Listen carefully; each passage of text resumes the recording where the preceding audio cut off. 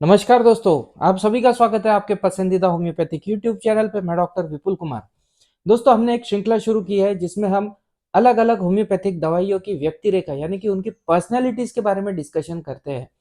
अब इसमें हमने पहले एक दो मेडिसिन ऑलरेडी डिस्कस किए जिसको कई लोगों ने लाइक किया है, जिसके लिए सभी का धन्यवाद। इसी श्रृंखला में हम आज बात करने वाले हैं इग्निशिया इस दवा के बारे में। ये बहुत ही कॉमनली यूज होने वाली मेडिसिन है। इसे मेडिसिन ऑफ कॉन्ट्राडिक्टरी सिम्टम्स माना जाता है। आखिर क्यों इसके अंदर इतने कॉन्ट्राडिक्टरी सिम्टम्स है, किस तरह का इनका डेवलपमेंट होता है, क्यों इस तरह की पर्सनैलिटी हमें इग्निशिया के अंदर देखने को मिलती है, इसके बारे में आज हम डिटेल में डिस्कशन करने वाले हैं। वीडियो बहुत इंटरेस्टिंग होने वाला है, तो एंड तक जरूर देखिए। चलिए दोस्तों, बिना किसी देरी के हमारा डिस्कशन शुरू करते हैं।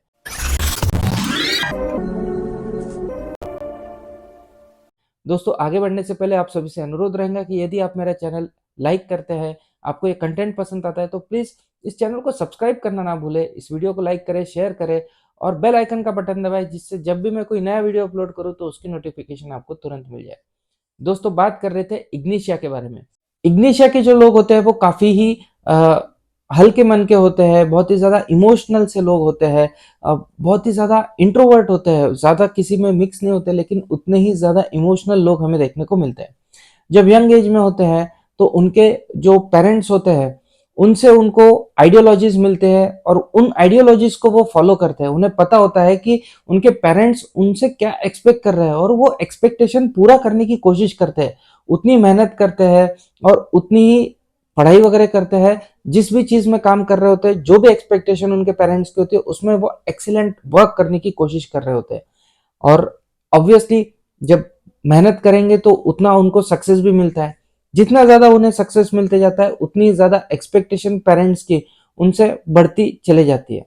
इसीलिए उनका मेंटल डेवलपमेंट तो हमें होता हुआ देखने को मिलता ही है, लेकिन उनकी आइडियोलॉजी की जो है वो और भी पक्की होती चली जाती है। और एक हिसाब से अगर हम देखें तो आइडियोलॉजिकली वो थोड़ी सी उनके मन में आइडियोलॉजीज को लेके एक फिक्स भावना होती है जिसको वो छोड़ नहीं सकते, उसको पकड़ के रहते हैं। ये क्लासिकल परफेक्शनिस्ट लोग होते हैं, हर चीज परफेक्टली करने की कोशिश करते हैं। लेकिन जब उनका पढ़ाई वगैरह पूरी हो जाती है और जब वो रियल वर्ल्ड में बाहर आते हैं तो बाहर देखते हैं कि बहुत ही ज्यादा दुनिया जो है वो भ्रष्टाचार बहुत ज्यादा है। दुनिया में लोग एक दूसरे को फंसा रहे हैं, पैसे के लिए मारा मारी चल रही है, बहुत ही ज्यादा स्वार्थी लोग हैं। ये सब चीजें वो बाहर देखते हैं। ये सब चीजें देख के उन्हें बहुत ज्यादा बुरा लगता है, बहुत ही ज्यादा वो इमोशनल हो जाते हैं और ये सब चीजें देख के उन्हें चिड़चिड़ाहट सी छूटती है। बहुत ही ज्यादा चिड़चिड़े से ये लोग हमें देखने को मिलते हैं। ऐसे समय पे उनसे कोई लॉजिकल बिहेवियर की एक्सपेक्टेशन करना बेवकूफी होंगी। लॉजिकल बिहेवियर ऐसे समय पे वो नहीं कर सकते। कहते हैं ना कि यदि कोई बहुत ही ज्यादा सेंसिटिव व्यक्ति है तो वो बहुत ज्यादा चीजें सुन के नहीं ले सकता है। इसी तरह का बिहेवियर इनका हमें देखने को मिलता है। ऐसे ही कोई यदि यंग लेडी है और ये सब चीजों में से जा रही है और बहुत ही ज्यादा इमोशनल है और उसे यदि उनके पेरेंट्स या टीचर्स चिढ़ गए, चिल्ला के बात कर ली, तो वो खुद को बहुत ही ज्यादा अपमानित महसूस करते हैं और उन्हें वो अपमान जो होता है, वो अपमान की जो भावना है वो सहन नहीं होती है। और इसीलिए वो मन ही मन उसमें गुदमर से जाते हैं, उसी के अंदर घुट से जाते हैं। और इसी घुटन की वजह से कई बार उन्हें फिजिकल कंप्लेंट्स भी हमें देखने को मिलती है। कभी बुखार आ जाएगा, कभी उल्टी शुरू हो जाएंगी, कई बार तो हिस्टेरिकल हो जाती है और झटके आना पेशेंट को शुरू हो जाते हैं। कई बार रात को एक अचानक से सोए सोए डचक के रोना शुरू कर देते हैं। इस तरह के कंप्लेंट्स हमें ऐसी लेडी के अंदर देखने को मिलता है। ऐसे जो व्यक्ति होते हैं वो अक्सर खुद के ही जो तकलीफें हैं उनके बारे में सोचते रहते हैं और लंबी लंबी आहें भरते रहते हैं। आहें भरने से उन्हें अच्छा भी लगता है। कभी कभी इस तरह की गहरी सांसें भी डालते हैं जिससे उन्हें थोड़ा सा बेहतर महसूस होता है। जो बिहेवियर होता है वो थोड़ा सा लहरीपन वाला हो जाता है। कब कैसा बिहेव करेंगे ये एक्सपेक्ट कर पाना थोड़ा सा डिफिकल्ट हो जाता है ऐसे लोगों से। इसीलिए ये कभी भी हंसते हैं, कभी भी रोते हैं, इनका कोई भरोसा नहीं होता है। बहुत ही ज्यादा अनस्टेबल माइंड के ये लोग हमें देखने को मिलते हैं। थोड़ा भी यदि हमने सब्जेक्ट डाइवर्ट किया तो उस सब्जेक्ट में कुछ देर के लिए खुद को एंगेज कर लेंगे, खुद की तकलीफों को भूल जाएंगे, लेकिन फिर से वो तकलीफों को याद करेंगे और उस तकलीफों के अंदर खुद को डुबो लेंगे। इस तरह का नेचर हमें इन लोगों का देखने को मिलता है। अक्सर ये घाई गड़बड़ में होते हैं, हर चीज घाई गड़बड़ में करते हैं, इसीलिए कई बार इनसे गलतियां भी हमें होती हुई देखने को मिलती है। कई बार कंफ्यूज सा बिहेवियर हमें इन लोगों का देखने को मिलता है। खाते खाते कई बार जीभ को चबा लेना, गाल को चबा लेना, ये लक्षण हमें इनमें देखने को मिलते हैं। बार बार जम्भाई बहुत लेते हैं, खासकर जब हम उनकी तरफ देखते हैं तो बहुत ज्यादा इस तरह की जमाई ये लेते हैं, तो ये इन्हें रोक नहीं सकते। इस तरह का नेचर हमें इनका देखने को मिलता है। कुक्ड फूड इन्हें पसंद नहीं होता है, कच्ची चीजें खा लेते हैं, कच्चे गेहूं खा लेंगे। वहीं अगर हम देखेंगे तो हमें देखने को मिलेगा कि इन लोगों को फ्रूट्स ज्यादा पसंद नहीं होते। फ्रूट्स तो कोई भी फ्रूट ला के दे दो, वो बोलेंगे हाँ हाँ हमको होना ही नहीं। खासकर ये जो चेंज हमें देखने को मिलता है, जब यूथ तक के तो भाई अभी तक पढ़ाई शुरू थी तब तक तो फ्रूट्स भा रहे थे, लेकिन अब बाहर आया, दुनिया में आया तो फ्रूट्स नहीं भा रहा है। ये जो इमोशनल चेंज होता है तब ये फिजिकल सिम्टम हमें इग्निशिया में बहुत ही ज्यादा मार्कली देखने को मिलता है। अब बहुत ही ज्यादा स्ट्रेसफुल ये लोग रहते हैं, बहुत ही ज्यादा सोचते रहते हैं, खुद की तकलीफों के बारे में सोचते रहते हैं, तो इस वजह से स्ट्रेस की वजह से उनके सिर दर्द हमें देखने को मिलता है, सिर दर्द हो जाता है, इनकी हैंडराइटिंग बिगड़ जाती है, बोलते बोलते चूक जाते हैं, कई बार बोलना क्या रहता है बोल क्या जाते हैं। कई बार तो बहुत ज्यादा अगर हो गया तो इनकी जो याददाश्त है वो भी हमें कम होती हुई देखने को मिलती है। बोल नहीं पाते हैं, चुप हो जाते हैं, उनको शब्द ही नहीं सूझता है। इतनी ज्यादा याददाश्त की कमजोरी भी हमें इनके अंदर देखने को मिलता है। विचार करना भी बहुत ज्यादा मुश्किल हो जाता है उनको। और ऐसे स्ट्रेसफुल ओकेजन में कोई भी आसपास का व्यक्ति ये सोचेगा कि चलो इनको थोड़ा सा इनको सपोर्ट देते हैं, इनको कुछ अच्छी बातें इनके बारे में बोल देते हैं, तो उनको यदि कोई कंसोल करने आता है, सांत्वना देने आता है, तो और ज्यादा चिढ़ जाते हैं। उन्हें सांत्वना बिल्कुल पसंद नहीं होता है। इग्निशिया का पेशेंट ऐसा पेशेंट होता है जिनसे हमें हमेशा अनएक्सपेक्टेड रिएक्शन की एक्सपेक्टेशन होनी चाहिए। नॉर्मली यदि कोई चिढ़ गया है तो उसे यदि कोई सांत्वना देता है तो अच्छा लगता है, जिसको सांत्वना दे रहा है उसको भी, तो वो बोलेगा थैंक यू यार, मुझे तकलीफ थी, तुम आए मुझे समझाने। लेकिन ये इग्निशिया का उल्टा है, जो सांत्वना देना आएगा उसी की परेड ले लेंगे। अभी तक कहाँ थे, क्यों नहीं आए अभी तक, अब आके क्या उखाड़ लिया, इस तरह की बातें इग्निशिया का पेशेंट करता है। तो ये अनएक्सपेक्टेड रिएक्शन हमें इग्निशिया के अंदर देखने को मिलता है। कई बार इनको बहुत ज्यादा यदि नर्वस या फिजिकल स्ट्रेन हो गया, बहुत ज्यादा नर्वस काम कर लिया, बहुत ज्यादा दिमाग का काम कर लिया या बहुत ज्यादा फिजिकल वर्क कर लिया, तो एकदम से कोलैप्स भी हमें इग्निशिया के अंदर देखने को मिलता है। तो इग्निशिया देने के बाद में हमें रिजुविनेट होता हुआ पेशेंट देखने को मिलता है। इस तरह के पेशेंट हमें देखने को मिलता है। इग्निशिया की जरूरत जिन लेडीज को होती है, जिन यंग वुमेन्स को होती है, वो जो वुमेन्स होती है, जो यंग कॉलेज गोइंग वुमेन्स होती है, वो खुद को ड्रीमी फेज में ज्यादा रखती है, बहुत ज्यादा सपने देखती है, और जो इमेजिनरी वर्ल्ड होता है उनका, उस इमेजिनरी वर्ल्ड में रहना पसंद करती है। इस इमेजिनरी वर्ल्ड में उनका एक राजकुमार होता है और उन्हें मन ही मन ऐसा लगता है कि मैं मैरिड हूँ, उससे मैंने शादी कर लिया है, और उसके आगे की प्लानिंग शुरू हो जाएंगी कि भाई मैं पूरी जिंदगी इसके साथ में बिताऊंगी, आगे मैं ऐसे रहूंगी, मेरे इतने बच्चे होंगे। इस तरह की उसकी इमेजिनेशन चलते जाती है, चलते जाती है, और वो खुद इतना इन्वॉल्व हो जाती है इमोशनली इस इमेजिनरी वर्ल्ड में कि उसका जो कनेक्ट है रियलिटी से वो टूटते चल जाता है। इसीलिए इग्निशिया के अंदर हमें एक रूब्रिक देखने को मिलता है कि डिल्यूजन, शी इज मैरिड। उसे ऐसा लगता है कि उसकी शादी हो गई, हालांकि रियल वर्ल्ड में उसकी शादी नहीं हुई होती है, लेकिन इमेजिनरी उसको ऐसा लगता है कि उसकी शादी हो गई है। और वो उसी तरह से उनका बिहेवियर भी हमें होता हुआ देखने को मिलता है। लेकिन जब रियलिटी में उनका सामना होता है, जब वो रियलिटी में उसको बताते हैं लोग कि यार तेरी तो शादी नहीं है, तू इस तरह के क्यों बिहेवियर कर रही है, तो उन्हें बहुत ज्यादा गुस्सा आ जाता है, बहुत ज्यादा वो चिड़चिड़ हो जाते हैं, और बहुत ज्यादा डिप्रेस से हो जाते हैं, निराशावादी हमें ये लोग देखने को मिलते हैं। इस तरह के चेंजेस हमें देखने को मिलते हैं। ऐसे में कोई भी यदि उनके आसपास में व्यक्ति है, वो कुछ समझाने की कोशिश करता है, तो उसके ऊपर चिढ़ जाते हैं, और इसीलिए इनके जो रिलेशन है वो बहुत ही ज्यादा स्ट्रेसफुल या स्ट्रेनफुल ऐसी सिचुएशन में हमें देखने को मिलते हैं। और इस स्ट्रेसफुल सिचुएशन से ये जो लेडी होती है वो खुद को संभाल नहीं पाती, ये चीज हमें देखने को मिलती है। और ये खुद पुरानी जो चीज़ें होती है उनको याद कर करके खुद को खुश कर रहे होते हैं। जो पुराना खासकर जो सैड ओकेजन होता है उसको याद करना इन्हें बहुत अच्छा लगता है। उनको वो सैडफुल ओकेजन याद कर करके उसी के अंदर रहना बहुत अच्छा लगता है।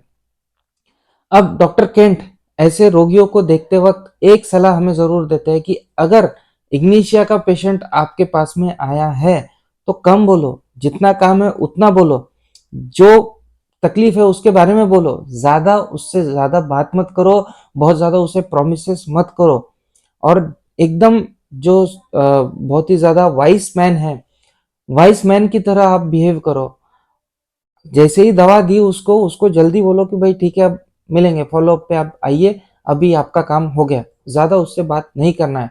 यदि आपने उसको कुछ सलाह दी या आपने उसको कुछ प्रॉमिस किया या कुछ और किया तो हर चीज का वो विपर्यास करेंगी। वो आपको बाद में आके पकड़ेंगी कि आपने तो ऐसा कहा था।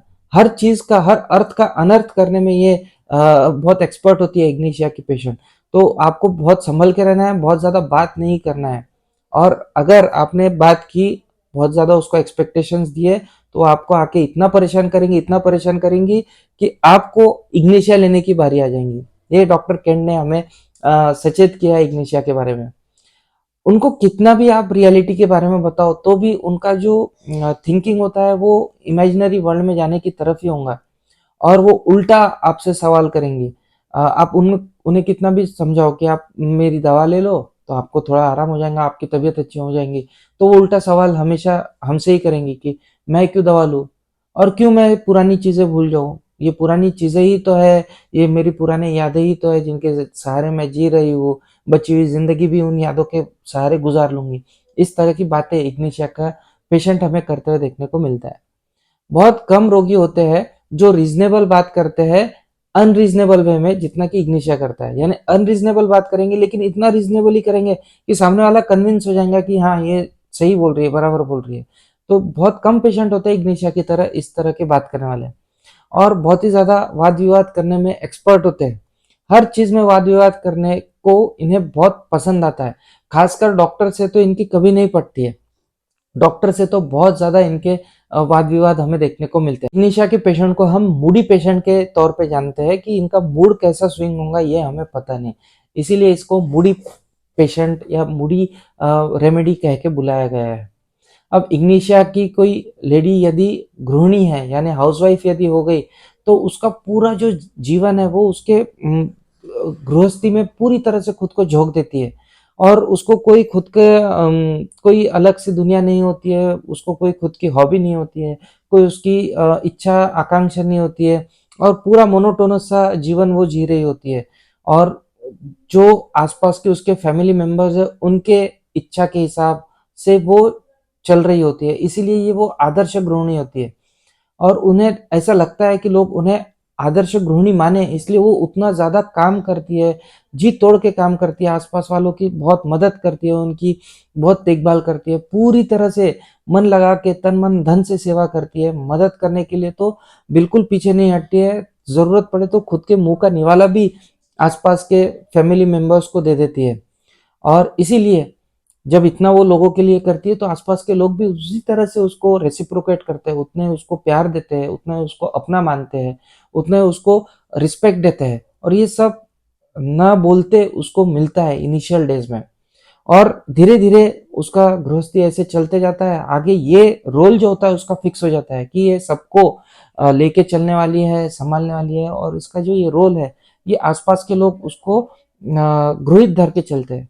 ऐसे में यदि अचानक से वो निराश हो गई, या फिर किसी ने नहीं कह दिया, या फिर किसी से अपेक्षा भंग हो गई कि पति से ये मैं एक्सपेक्ट कर रही थी लेकिन नहीं हो पाया, या फिर कोई नजदीक का व्यक्ति यदि मर जाता है तब बहुत ही ज्यादा उसे जबरदस्त मेंटल धक्का पहुंचता है, इतना ज्यादा धक्का पहुंचता है कि वो उससे संभाल नहीं पाती है, वो रो नहीं पाती है। उसको आइडियली रोना चाहिए ना, कोई यदि उसका पति मर गया या घर में कोई व्यक्ति मर गया तो रोना आना चाहिए, अगर सैडनेस है तो रो नहीं पाती, इतना ज्यादा जबरदस्त धक्का उसको पहुंच जाता है। और इसीलिए ये टिपिकल सिम्टम हमें इग्निशिया के अंदर देखने को मिलता है कि कोई धक्के वाली चीज यदि सुन ली तो भी उसे रोना नहीं आएगा। ऐसे टाइम पे हम इग्निशिया को जरूर याद करते हैं। धीरे धीरे ये चलते रहता है और वो खुद के ही चीज़ों में निराशा के गर्त में डूब जाती है और इसीलिए अंतर्मुख ही बन जाती है। बहुत ज़्यादा बाहर बातें करना उसे पसंद नहीं होती, खुद के ही ज़िंदगी में रहना वो पसंद करती है। अब दिन भर मैं इतना काम करती हूँ लेकिन कोई काम की मेरी सराहना करने वाला नहीं है, ये भावना उसके मन में घर कर जाती है। ऐसे टाइम पे उसकी माफ़क अपेक्षा यही होती है कि भाई कोई आए उसके पीठ को थपथपाए और कहे कि यार तू बहुत थक गई होंगी, बहुत काम करती है। अब ये चीज़ अगर होती है तो बहुत अच्छा, उसे बहुत अच्छा लगेगा, लेकिन अगर ये नहीं मिलता है तो बहुत ही ज़्यादा सैडनेस उसके अंदर आ जाता है। उसे ऐसा लगता है कि कोई मेरी परवाह नहीं करता है और बहुत ही ज़्यादा निराश वो हो जाती है। ऐसे में अक्सर हमें हिस्टेरिया पेशेंट के अंदर देखने को मिलता है, लोग हिस्टेरिकल हो जाती है वो लेडी और खुद की तरफ ध्यान खींचने के लिए वो हिस्टेरिकल सिम्टम्स क्रिएट करना शुरू कर देती है, झटके आना उसे शुरू हो जाता है। कई बार वो बातें करना अचानक से बंद कर देती है। ये होता है आसपास के लोगों का ध्यान खुद की तरफ खींचने के लिए। तो ये सब चीज़ें हमें इग्निशिया के अंदर देखने को मिलती है। बहुत यदि वो हैप्पी है, उत्साही है, बहुत ही ज़्यादा लविंग फेज़ में यदि है, तो वो बहुत ही ज़्यादा ओपन माइंडेड होती है, बहुत ही ज़्यादा दिलेर होती है और निस्वार्थ भाव की लेडी हमें ये देखने को मिलती है। लेकिन जब उसकी एक्सपेक्टेशंस पूरी नहीं होती है, तब उसकी जो मनस्थिति है वो टोटली अपोजिट हमें देखने को मिलती है। ऐसे में हम उसे समझ नहीं पाते हैं कि इसके मन में आखिर चल क्या रहा है। बहुत ही ज़्यादा एक्सेसिवली डिमांडिंग हो जाती है दूसरे की टाइम, एनर्जी और सिंपैथी की, कि आप मुझे टाइम दो, मुझसे बात करो, आप आपकी एनर्जी मुझे दो, आप आपकी सिंपैथी मुझे दो, मैं कर रही हूँ तो कितना कर रही हूँ ये आप मुझे कहो। ये एक्सपेक्टेशन उसके अंदर होती है। अब इसके आसपास वाले जो लोग होते हैं, कई बार इसकी सांत्वना देने करने जाते हैं, मदद का हाथ देने जाते हैं, तो उनके ऊपर ये चिढ़ जाती है, भड़क जाती है। तो लोगों को बहुत बुरा लगता है कि यार हम तो उसे समझाने गए थे, अच्छा उसका बताने गए थे, लेकिन वो हम पर ही भड़क गई। ये अनुभव भी आसपास के लोगों के अंदर हमें देखने को मिलता है। अब ये टिपिकल पिक्चर हमको इग्निशिया का देखने को मिलता है और आजकल के ज़माने में ऐसी कई औरतें हमें देखने को मिलती है, जो बहुत ही ज़्यादा यंग एज में टैलेंटेड थी, पढ़ाई में बहुत अच्छी थी, बहुत ही ज़्यादा एम्बिशियस थी, उतनी ज़्यादा मेहनत की, लेकिन जब रियलिटी में आई तो ये सब चेंजेस उनके अंदर हमें देखने को मिली। ऐसी कई सारी लेडीज़ हमें देखने को मिलेंगी और ऐसी लेडीज़ के लिए इग्निशिया एक वरदान है। आपको ये चेंजेस अगर किसी लेडी के अंदर देखने को मिल रहे हैं, लेडीज ही नहीं जेंट्स के अंदर भी, अगर कोई पुरुष है उसके अंदर भी ये चीजें चेंजेस हमें यदि देखने को मिल रहे हैं, तो ऐसे लोगों के लिए इग्निशिया एक वरदान है। इग्निशिया बहुत अच्छी तरह से ऐसे लोगों के अंदर काम करता है। बहुत ही ज़्यादा अस्वस्थ यानी बहुत ही ज़्यादा रेस्टलेस स्लीप इनके अंदर हमें देखने को मिलते हैं। किसी न किसी चीज़ की उनको अननोन चीज़ की उनको हमेशा घर-घर लगी रहती है, उन्हें हमेशा घबराहट लगी रहती है कि कुछ न कुछ हो जाएगा। उन्हें डर लगे रहता है कि कहीं मैं फेल ना हो जाऊँ, कहीं मैं फेल्योर ना हो जाए, मेरी ज़िंदगी पूरी व्यर्थ ना हो जाए। इस तरह का डर हमें पेशेंट के अंदर देखने को मिलता है। ऐसे में कई बार सपने भी हमें देखने को मिलते हैं, ऐसे रोगी को भूतों के सपने देखने को मिलेंगे, पानी के सपने देखने को मिलेंगे। इस दवा की खासियत यह है कि हमको विरोधाभासी लक्षण इस दवा के अंदर देखने को मिलते हैं। विरोधाभासी यानी कैसे? अब अमूमन यदि किसी को अपचन है तो वो यदि ज़्यादा हेवी खाना खा लेता है तो अपचन होता हुआ देखने को मिलेगा, लेकिन इग्निशिया के रोगी को कम खाना खाने पे अपचन की तकलीफ होंगी। ककड़ी और मूले जैसी चीज़ें खाने के बाद में एसिडिटी कम होती हुई हमें देखने को मिलेंगी। बुखार है तो सेक लेने से बुखार के अंदर आराम होता हुआ देखने को मिलेगा। पेट में खालीपन है तो खाना खाने से और वो खालीपन बढ़ जाएगा, कम नहीं होगा। तो ये सभी विरोधाभासी लक्षण हमें देखने को मिलते हैं और कभी भी उन्हें हंसी आ जाती है, कोई कारण नहीं रहता है और बहुत सीरियस सिचुएशन होता है, ऐसे समय पे भी उन्हें अचानक से हंसी आ जाती है। इस तरह के लक्षण हमें इग्निशिया के अंदर अक्सर देखने को मिलते हैं। तो ये था इग्निशिया का व्यक्तित्व। इस तरह के लोग यदि आपको देखने को मिलते हैं तो ऐसे लोगों के अंदर इग्निशिया परफेक्टली इंडिकेटेड मेडिसिन के तौर पे हम यूज कर सकते हैं। तो आशा करता हूँ ये जो हमने डिस्कशन किए ये आपको ध्यान में आया होगा। इग्निशिया का व्यक्तित्व कैसा होता है ये आपके ध्यान में आया होगा। यदि आपको ये वीडियो अच्छा लगा है तो प्लीज वीडियो को लाइक कीजिए, सब्सक्राइब कीजिए और बेल आइकन का बटन बिल्कुल दबाना मत भूलिए, वो नीचे जो लाल कलर का है वो दबाएंगे तभी हम कनेक्टेड रहेंगे और हम मेरी और अच्छे अच्छे आने वाली वीडियोस और पुरानी वीडियोस को आप इजीली एक्सेस कर सकेंगे। तो इसी तरह का इंटरेस्टिंग वीडियो लेके आपके सामने फिर से हाजिर होऊंगा। तब तक के लिए आप सभी की इजाजत चाहता हूँ। जय हिंद, जय भारत।